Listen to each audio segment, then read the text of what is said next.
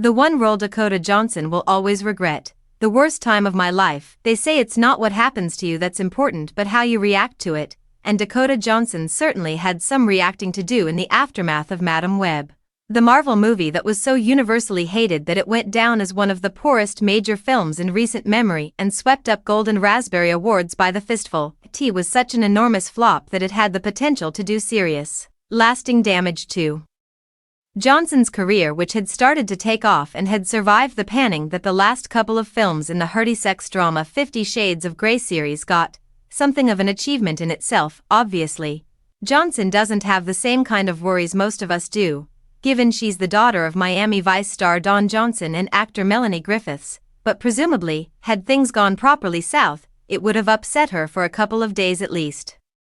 In fact, she spoke about one of her previous roles affecting her in just that kind of negative way, more specifically when she popped up in the last series of The Office US back in 2013, playing a young accountant hired by Dwight Schrute, and for a while there were even ideas of her leading a spin-off.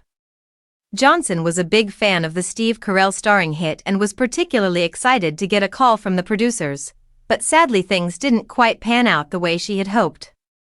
She told chat show host Seth Meyers, "That was honestly the worst time of my life. I loved that show, The Office, so much. And they were like, 'Do you want to be in the series finale?' I was like, of course, thinking that I'd show up for like half a day. I was there for 2 weeks, and I'm barely in the F******ing show."